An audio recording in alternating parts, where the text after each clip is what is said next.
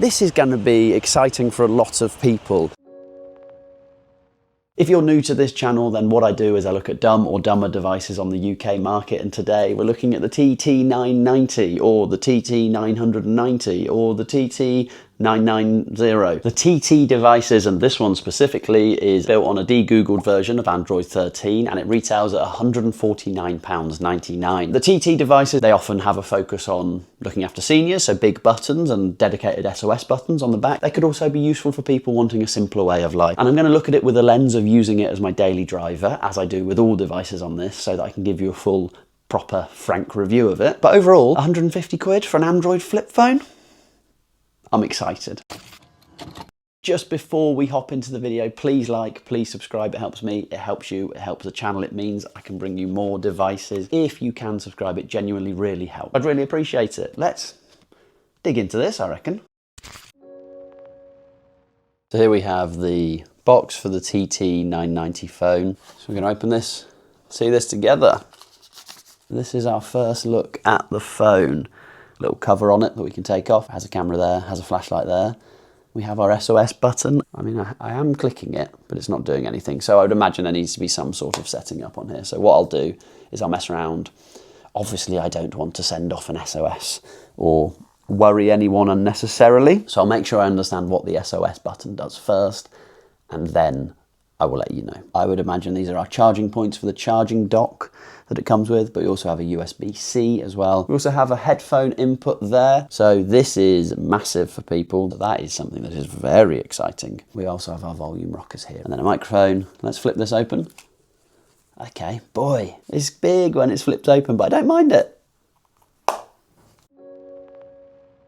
What else is in the box? We have our battery that we're going to have to put into the device. Lanyard for the company. Got a charging cable, USB-C to USB-C. And then we have plug. And then we also have the charging dock that I mentioned as well. So I could, if I wanted to, just have this on the side, and then I would clip my phone in there like that. Okay, this is quite weighty, just as a heads up. So what I'm going to attempt to do is pop the battery in this device. So I need to get this back casing up. So then we have our SD card slot here. We have our nano SIM slot as well. So what I'm going to do is I'm going to line up my pins, plug him in, pop the back on, and away we go. I've not charged this. You've seen me unbox it for the first time, so let's see together.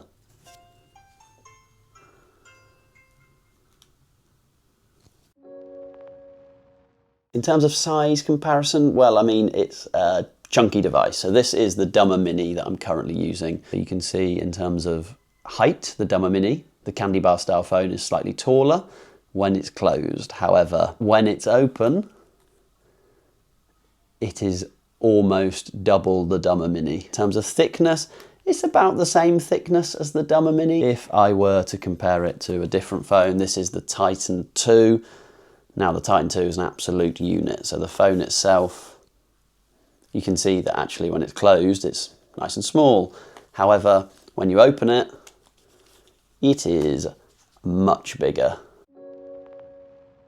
Still got 71%. System languages.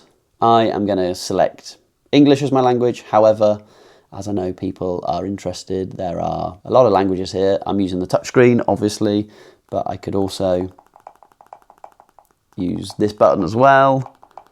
However, as I've not gone through and turned off the noises yet, I'm going to make sure that I just use the touchscreen for now. We're just going to keep the languages as they are, and I'm going to go next.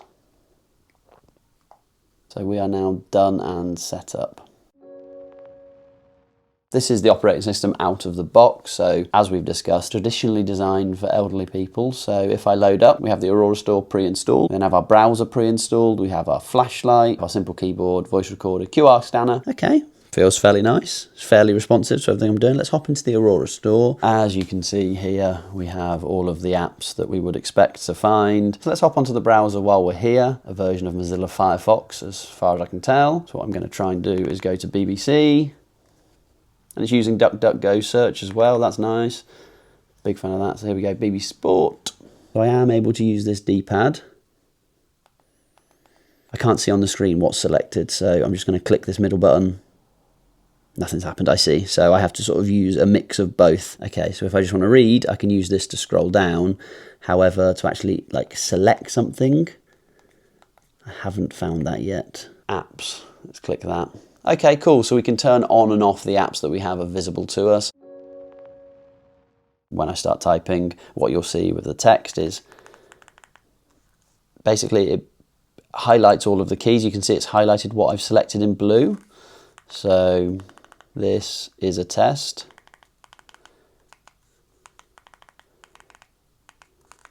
This is obviously the default keyboard that has come out of the box with this device. I've not changed anything, so I think there would be a better keyboard for it, but we'll keep on playing. There's also this option here to click that. So we have T990. We also have Simple Keyboard. Let's try Simple Keyboard. So Simple Keyboard is actually an on-screen keyboard here. And then we have our standard sort of keyboard. I'm going to go back to the T9IME keyboard. So to capitalize a letter, often you would click this button. That doesn't change the capitalization up there. So what we need to do is you actually have to, for example, if you want to type in an H in capital, instead of clicking it twice, you would have to click it 5 times to get the capitalized version of it. 1, 2, 3, 4, 5. It takes a little bit of getting used to the fact that you have to click that button multiple times to get it capitalized. So this seems to be our back button, our delete button, things like that, and that closes everything. In terms of the Android operating system, something I always want to know is how I can show all of my open apps, and I'm pretty confident it'll probably be set to this key. So I'm just going to hold this down.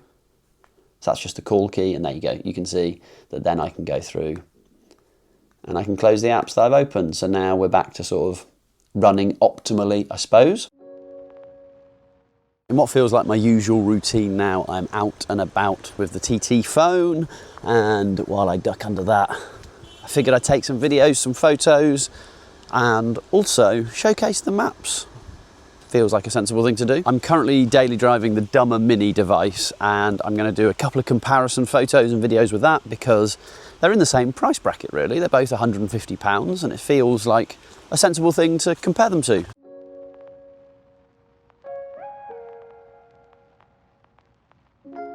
I'm just recording on the front-facing cameras of both devices, so I'm currently looking into the Dumber Mini and chatting away, and this is using the audio of the Dumber Mini as well. And I'm now looking into the TTfone, and this is using the audio of the TTfone as well. So there we go. This is me chatting to the back-facing camera on the device, and I hope I'm in shot.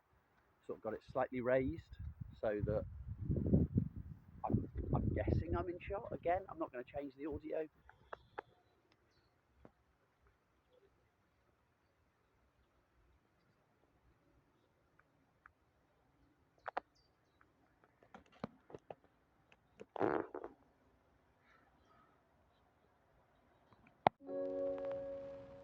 It is a big device, and the screen is quite shiny, I suppose, so I want to make sure you can see. So I'm going to attempt and use the maps on this. So what I've done is I've downloaded, here we go, maps, and again this is one-handed usage, so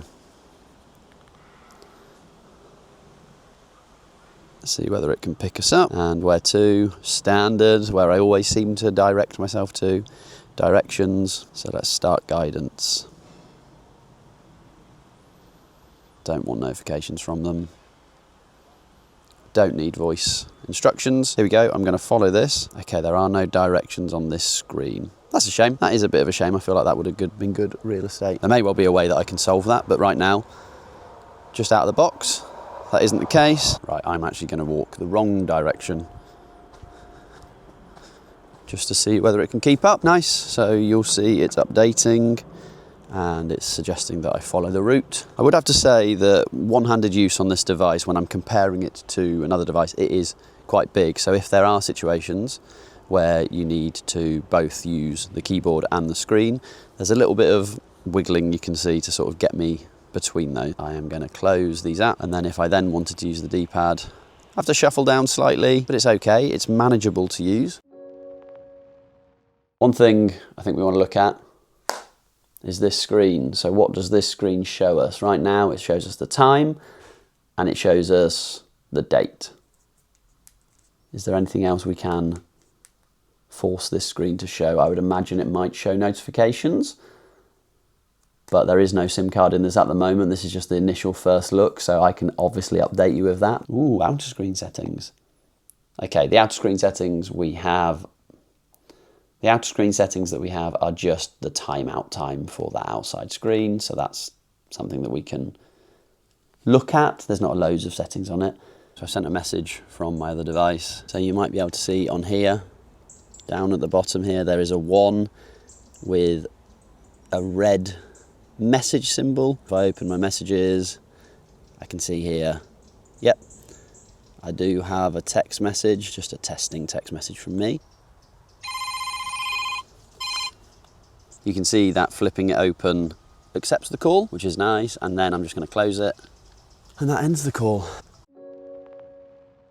We also have these 3 keys here as well. Now I don't know what these are set to, so number 1, okay, number 1 is set to the camera, number 2 is set to messages, and number 3 is set to contacts. Shortcut keys, here we go. So these are our shortcut keys, 1, 2, and 3. So we have them set to camera. So when I click this, it goes to messages. I wonder how customizable that will be. So I'm just going to download an app and I'm going to see whether 1Password exists on here. No, okay, there are specific things that you can set it to, or at least right now there's specific things. So you can click the right hand side and it shows you what you've highlighted, and you can move through on the D-pad to select your specific app. So let's say I want to send a text. Let's see whether it's possible to do all using this D-pad and the keyboard. So message, start a conversation. Okay, so that is possible. It isn't possible to just use the keyboard here to try and sort of swipe these away. So you actually do have to engage with the touchscreen and swipe them away like that.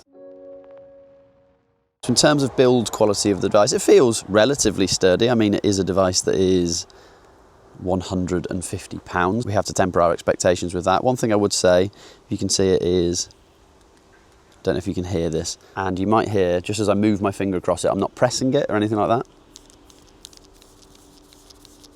There's a little bit of give in that volume rocker. I don't think that's going to be a problem. In terms of the hinge build quality, that feels pretty sturdy to me. So just as a note, there's a tiny bit of give in the screen, but something that I don't think would be that much of a problem. I would say that I have been putting on sunscreen quite a lot, but you do notice that I've not put it on for hours, but you can notice that if I touch this screen, it is a little bit sort of quick to pick up fingerprints. That was the TT990 phone. I still don't really know what to call it. We'll get there together. I thought I'd do my outro outside today as I've got out and about in this beautiful weather to showcase this device and what it is, and in some cases isn't, capable of. Really short, quick view on this device is, for £150, it's going to be really exciting. People love flip phones. There's something lovely about being able to open a phone call by opening your device, snap it shut to cancel that call. There's something exciting about that. I think the phone is as we would expect for £150. The camera, as far as I can tell, is fine. The fact that you can install apps on it, that's exciting. I suppose it means that it moves away from a dumb phone. However, it is a little bit more mindful because I would imagine you won't want to spend loads of your time on this device. I could be wrong, but overall, it's a really fun device. I don't think it would be for everyone because it's pretty big when it's open like that. That doesn't necessarily make it a bad thing. A big device could reduce your time spent on it. So there are benefits to it being a bigger device. And actually, when it's closed, it's not too bad. I'm pretty excited by this device. I think there is going to be a lot of things I find when I start daily driving it, which I'll do in probably a month or so. The follow-up video to this will likely be in about a month and a bit. So if you do want to see that, please like, please subscribe. It helps me, it helps you, it helps the channel. But other than that, I'm going to go and mess around with this and see what I can do. Have a lovely one. Bye-bye.